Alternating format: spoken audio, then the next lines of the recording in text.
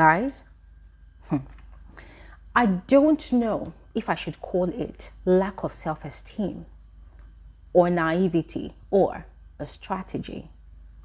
But last night, not only last night anyways, but specifically last night, I was watching Jojo and Ezra, or let's say I was watching Jojo herself in the midst of the anchors gang. That is Nate, Ezra, Swiss, Tyrone, Kayb, and Sipali. Yeah, I was watching her in the midst of those people, and I cringed. I did not know if I should feel sorry for her or I should be disappointed or if I should be disgusted by what I was watching. But watching her together with those people, right? Watching what was going on between herself and Ezra at that point in time, guys, it only reminded me of, you know, all these high school movies where there's a gang in the school, you know, the bullies gang, and they've got this powerful clique. They are the one that feels like they run the school, and they prey on people that they feel are weak and vulnerable. They want to call the shots, right? And then there's this one young boy or girl in their midst. I mean, of course, they're all young, but there's this one tiny one. This one is usually very small in stature or awkward, right? The nerd, the naive one, doesn't really know much. And so this one is in their midst. And because this one is fighting so hard to fit into their clique, you know, to belong to their clique, to be accepted, to receive validation from each and every single one of them, they do the most outrageous things. They misbehave. They become the clown of the group. You know, they laugh at every single joke that every single member of the group makes, whether it's funny or not. They laugh at even the most vile and weird situations. You know, for instance, situations where the group is actually bullying someone or just being provocative towards others. They laugh at it and they agree with it. You know, they encourage it, they show support. And then they allow themselves to be ridiculed by the group. They allow themselves to be used by the group for their own sport, for their entertainment. You know, even if they are not comfortable with it, they just go with the flow, because at the end of the day, they are seeking validation from that group. They're seeking acceptance. They want to fit in, even though it's very obvious that they do not fit in. And at the end of the day, you find out in such a movie that they were born of built to stand out of such a group, you know. So at the end of the day, in such a scenario, that one person, boy or girl, turns out to be the sacrificial lamb, because when it looks like it's time for the group to make some very maybe serious decisions or maybe life-changing decisions, they do not hesitate to sacrifice that person. So that person is more like the sacrificial lamb of the group.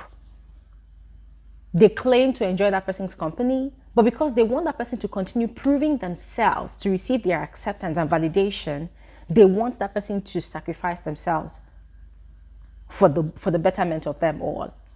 So I was watching that whole scenario, and ladies and gentlemen, what I saw was that Jojo was that one person, that individual that is fighting to fit in to that clique.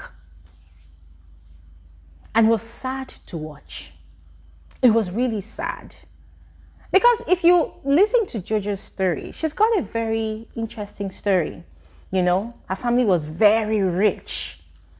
And then out of the blues, the dad lost his job. And from living large, spending large, you know, living in a mansion, they were reduced to living in a shank, or if that's what they call it. They went from 1,000 to nothing. Her father is a pastor. I think she said she's a pastor's daughter. So as a naive girl, as she told us, I don't know if it's true, I'm just saying that this is the story that she told us, you know, she's in Big Brother's house, you know, of course, competing to win the money. You know, she came in timid, kind of naive, acting naive. Okay, let's say she's acting naive, acting timid. And in a way, she was drifting for the major part of last week, or towards the end of last week, she found this group and started getting in. Anytime she sees them sitting down, she'll go and sit down with them. Now, she's turning out to be one of the loudest. When they are laughing, she wants to laugh the loudest so that they notice that she's there. So last night, I was watching her in that group, right? And Ezra was all handsy on her, was rubbing her back, rubbing her arm, rubbing her neck, and then was giving her lyrics. I love your natural smell. I love it when I look into your eyes. I like you. This and that. Kiss me. Guys, that moment was, in a way, very weirdly intense. Because from the look of things, it just seemed like all of them, including Tyrone, Nate, Sweet, all of them, it was like they wanted her to kiss Ezra. And so they were urging her, kiss him. See, get closer. And to be very honest, guys, you could tell that in a way Ezra was horny. Yeah, he was horny. So they kept on telling her, encouraging her, kiss him. See, you're leaning closer. She's leaning closer. And then they would laugh. And then she'll now laugh and say something that is not really funny, but they will all laugh. And she'd laugh. And you could tell that she was uncomfortable. I don't know. I think she drank alcohol and then she needed water, right? So she got up, left, and then she came back. And Ezra was still touching her. He was still rubbing her back. He was still rubbing her neck. And then he would kiss her arm. She's busty. And then he would bring his face towards her chest. I'm glad that she did not complain and call it, abuse or whatever. But the guy was roaming freely around her.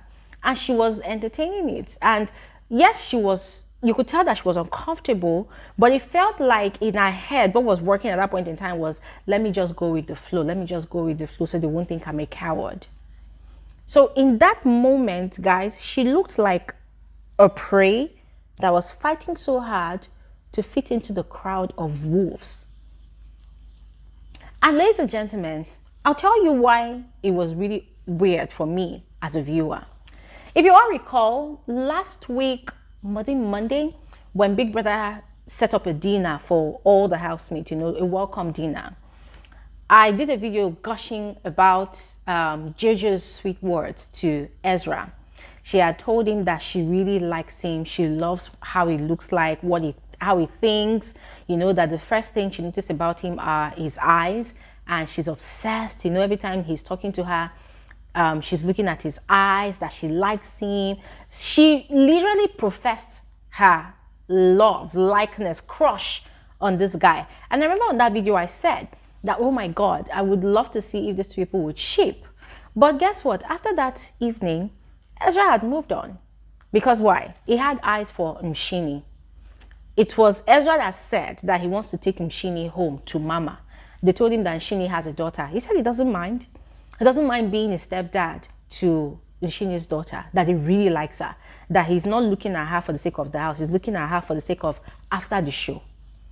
So, according to him at the time, that's his plans for Nshini. I don't know if he's serious or not. He was telling Sipali and Sweet Guluva that night. Now, ever since, Ezra's eyes have been roaming in the house. He's been looking at Nate, the way he describes Nate, that, oh, she's got the sex appeal, her lips, her eyes are lazy. And then he's also got eyes for Sipesikle. Like, oh, she's got this classy look, she's elegant, she's sexy in a very, very demure way. The guy's eyes are roaming, but definitely not specifically settled on Jojo. Now, I don't know if he recently started developing feelings for Jojo. I'm not really sure. After that whole shenanigan last night, Jojo had spent time with Nsuku. Now, let's not forget that Nsuku is also, in a way, making advances towards Jojo, but he's not really pressing. He's not really pressing. He's not rushing the whole thing.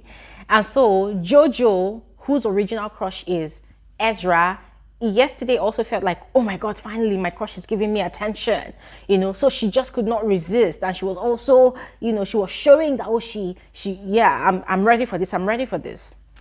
Anyways, after having conversations with Nsuku, she ended up in bed with Ezra. They ended up cuddling to sleep together. Yeah. So ladies and gentlemen, I fear for Jojo because, quite frankly, Ezra, in his conversations, in his many conversations with Sipali in the Head of House Lounge, has made it clear the girls that he has eyes for in the house. But he did not necessarily mention Jojo's name.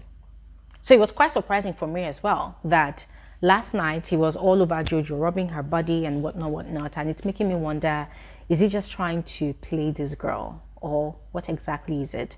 And mind you, the girls in the house don't like Ezra because they feel he's very condescending. They say that the way he reprimands the girls in public, he doesn't do that to the guys when they are messing up in the house.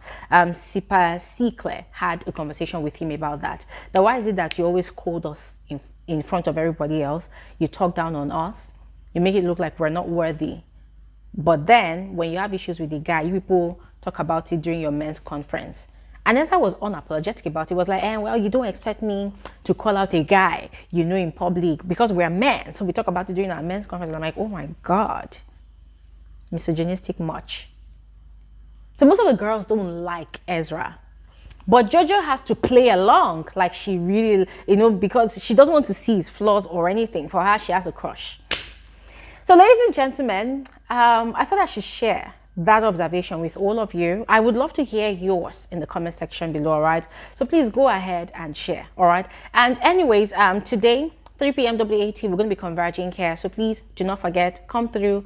I am looking forward to interacting with every single one of you, all right? And that is it. Thanks for watching and have an amazing day. Bye.